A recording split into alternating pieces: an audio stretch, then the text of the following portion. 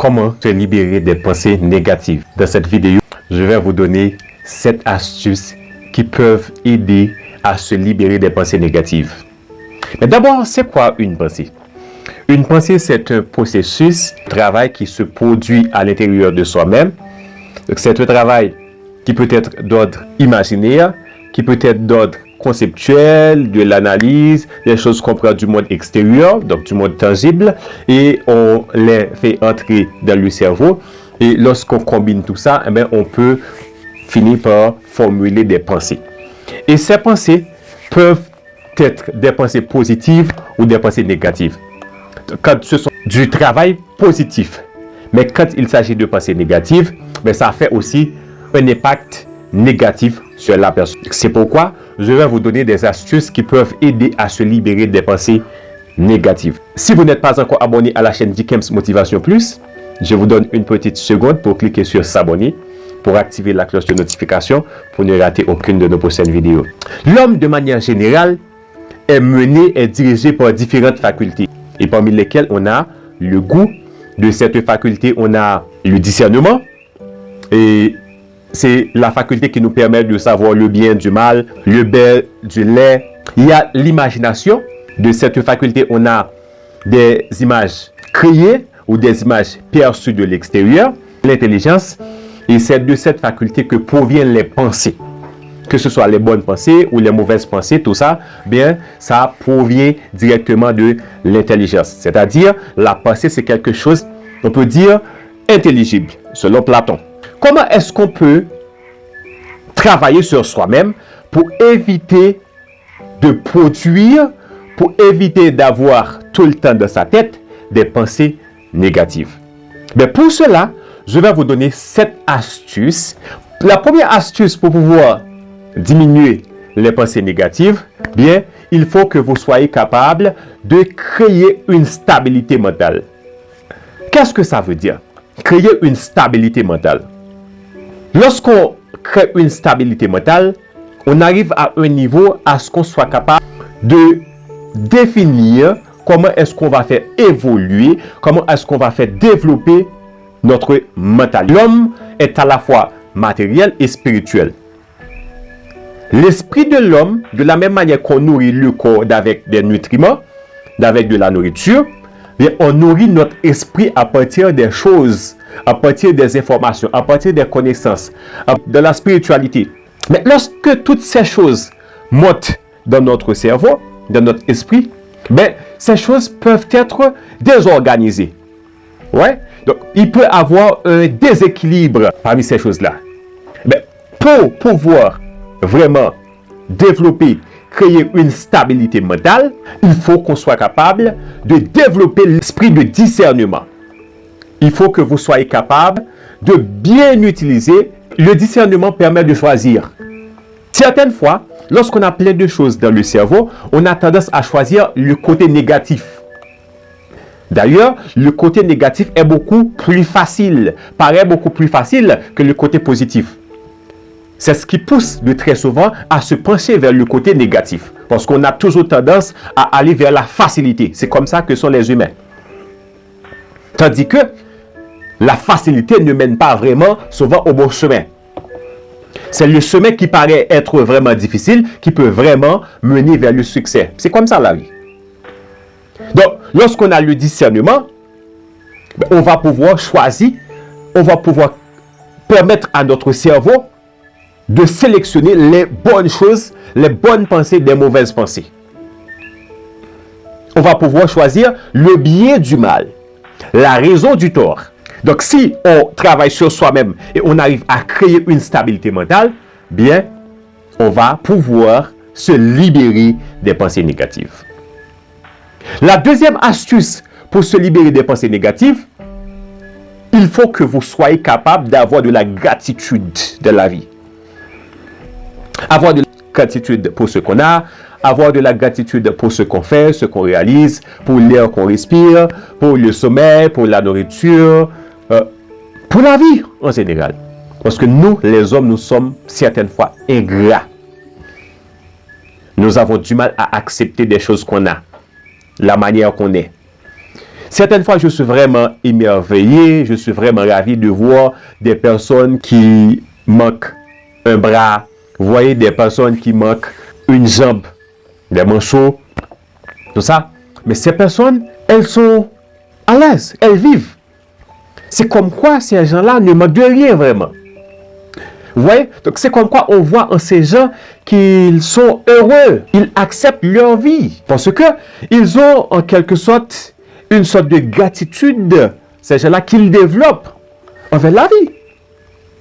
Alors que nous qui sommes capables de tout, certaines fois nous sommes extrêmement ingrats. Lorsqu'on a la gratitude, on exprime la gratitude, on développe en soi la gratitude, bien on va accepter la vie.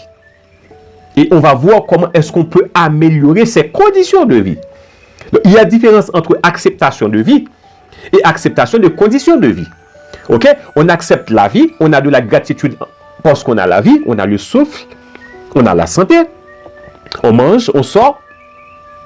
Pendant qu'on peut travailler quotidiennement pour essayer d'améliorer ses conditions de vie. D'ailleurs, c'est l'un de nos meilleurs rêves de vous aider à ce que vous soyez en mesure de développer vous-même pour parvenir à une meilleure condition de vie. La troisième astuce que vous devez avoir pour pouvoir se libérer des pensées négatives, ben, il faut que vous développez ce qu'on appelle la technique de l'écriture.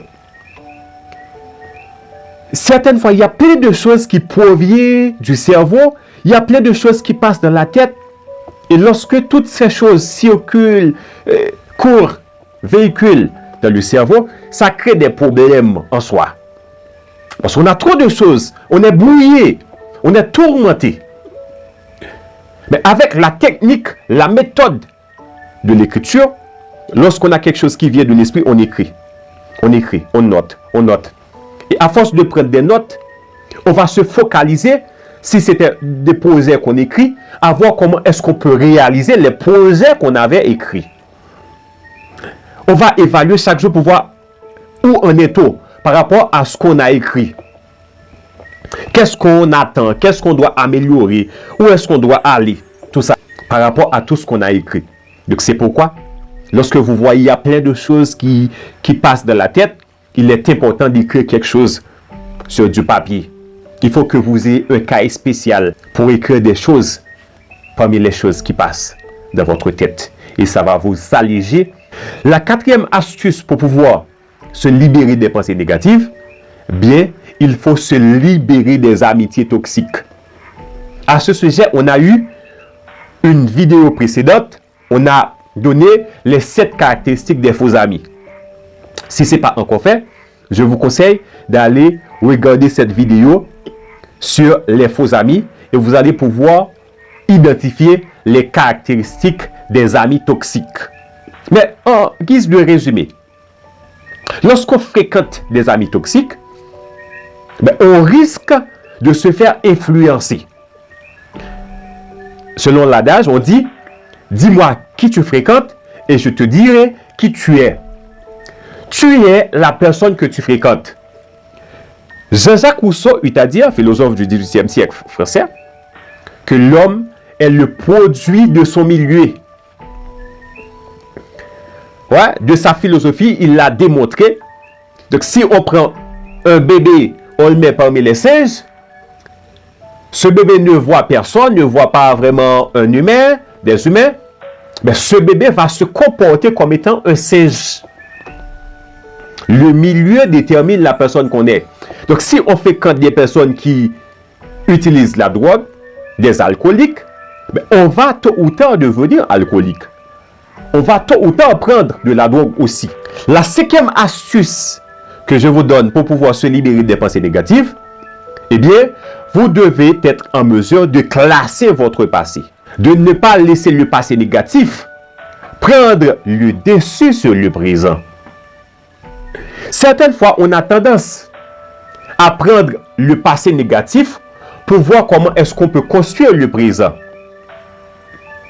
Par contre, à force de rester dans le passé négatif, on risque certaines fois de ne pas construire vraiment un beau présent. Pourquoi? Parce que lorsqu'on reste dans le passé négatif, on va développer en soi-même des sentiments de culpabilité.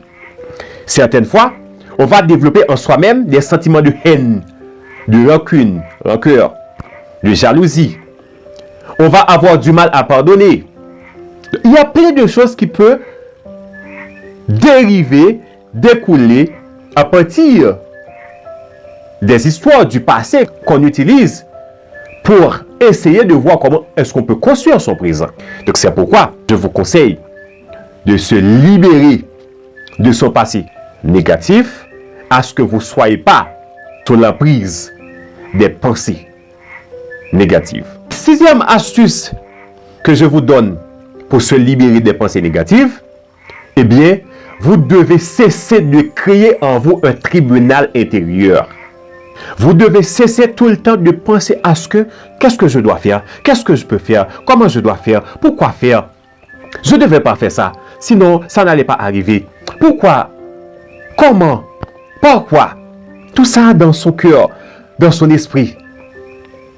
On essaie de voir comment on peut se juger soi-même. Et à force de faire ça, on va cumuler des pensées négatives. On va avoir cumul des pensées négatives. C'est pas que je dis qu'il n'est pas bon de faire des rétrospections. Non. C'est pas que je dis qu'il n'est pas bon de prendre conscience.